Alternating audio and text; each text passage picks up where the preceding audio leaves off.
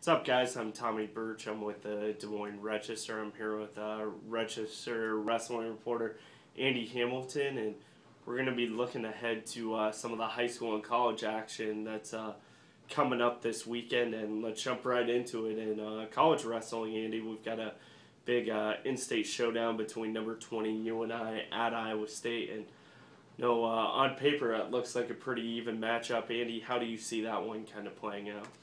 Yeah, it should be a fascinating duel. If you're a Cyclone, you're looking at several weights in there where you think you can win that give you an upper hand. If you're a Panther, you're thinking the same thing on the UNI side of things.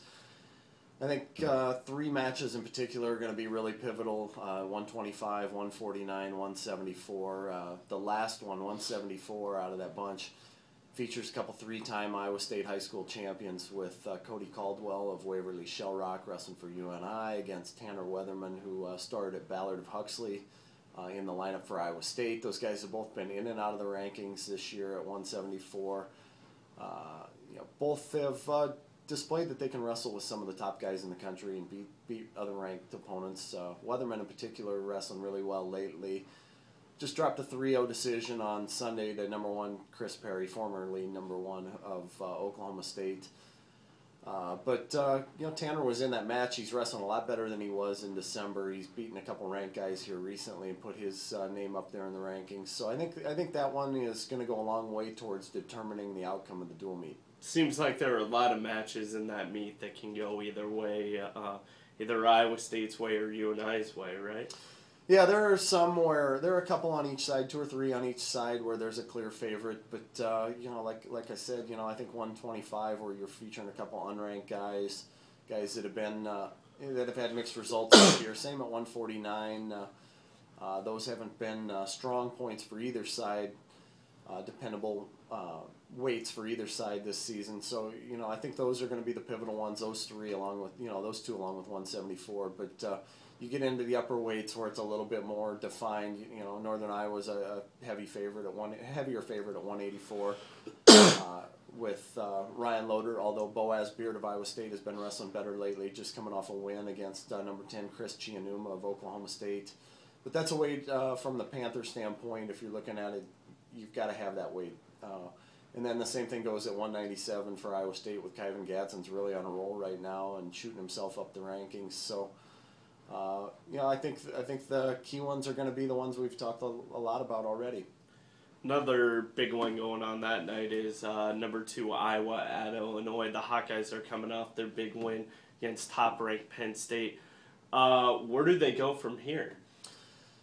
Well, it's a chance for Iowa this weekend to wrap up the Big Ten dual title, and that doesn't get a lot of play because of the fact that the Hawkeyes have bigger goals than winning the Big Ten dual title. They want to win the Big Ten tournament title and then the NCAA title. But there are a lot of really strong individual matches in this dual meet, and don't let the fact that Penn State went into Illinois on Sunday and beat Illinois 37-0 fool you. It's still going to be a really tough duel in there with some good individual matches. 125 starting out if it starts there, which it probably will. You got number 1 Matt McDonough against number 5 Jesse Delgado. Delgado is the only active college wrestler who has beaten McDonough. McDonough's rattled off 42 straight wins since last December, including 2 against Delgado since Delgado pulled off the upset in Carver Hawkeye Arena in December of 2011. But that'll be a good one, and then there's some other big ones in there for seeding purposes of the Big Ten. 174, you got number 4 Mike Evans against number 8 Jordan Blanton. 165, number 13 Nick Moore against number 8 Conrad Poles, an All-American, and then number 19 Nathan Burok at 197 against the defending Big Ten champion number 15 Mario Gonzalez. So those are big matches, and then if you shift forward to Sunday, Evans is going to face another big one with number 2 Robert Kokish of Nebraska, and it's kind of interesting because out of the top 10 guys in the country, 8 of them are from the Big Ten, and the Big Ten tournament itself is going to be a brawl at 174. But you get into where some of these matches down the road where matchups could become pivotal, and Evans and Kokish, they ran into each other at the Big Ten semifinals last year, and Evans really handed it to him. So that's one where from an Iowa standpoint, you're really hoping that Mike Evans can sweep this weekend and keep himself up there for potentially a number 2 seed Big Tens. What else are you hoping to see out of that Iowa and Nebraska matchup on Sunday? I know it's not got the big excitement as the meet on Friday, or especially after coming off the win against Penn State. Well, 157, James Green of Nebraska is ranked 6th, I believe, and he's going to be taking on top-ranked Derek St. John. They had a heck of a match last year in the Big Ten quarterfinals where St. John was scrapping just to get by on one leg, and that match kind of propelled him through the rest of that tournament and into the NCAA finals. But, that's a big one, and then shifting forward to 184 where you've got Josh Enan, a Sheldon native, wrestling for Nebraska, an All-American there.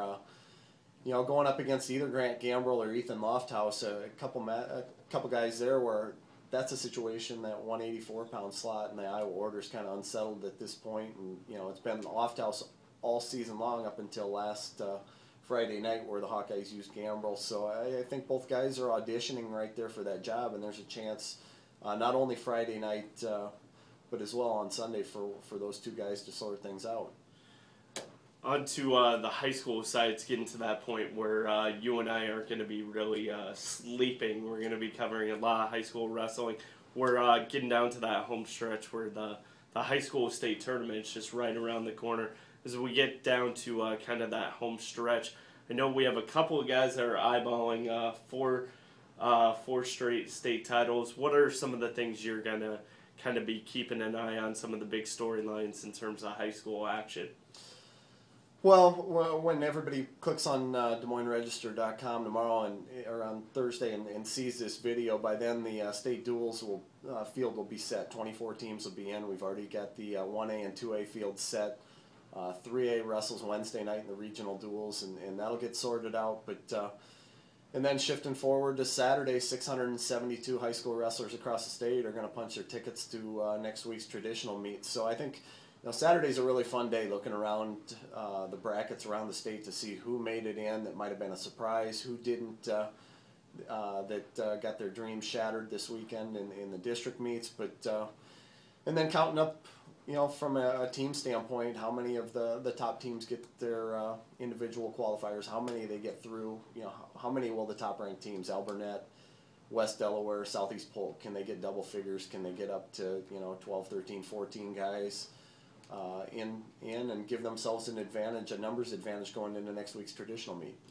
The big heavy favorite, Southeast Polk. I'm going to throw you a little bit of a curveball, Andy. Can anybody beat Southeast Polk? I think it's possible, certainly. I think that Southeast Polk has both strength in individuals, strength in numbers, depth, and they go in as the favorite. But let's use heavyweight from the district standpoint as an example. There's going to be Jake Scanlon of Southeast Polk, who's ranked 2nd. Against we got him. He's ranked in the top 5. You've got Shaquille Wells from Urbandale's ranked in the top 5, and Xavier Quigley from Ankeny is ranked in the top 5. So 3 of the top 5 heavyweights in 3A are all going to be in the same district. One of those guys is getting left home. If Southeast Polk has a couple guys in the districts that get tripped up a little bit, the numbers advantage disappears, and same could go with their advantage in depth if they have a couple tough draws at the state meet right out of the chute, which is certainly possible since it's an unseeded draw. All right, cool. There you have it. Be sure to check out Andy on Twitter. He'll have updates. Andy_Hamilton.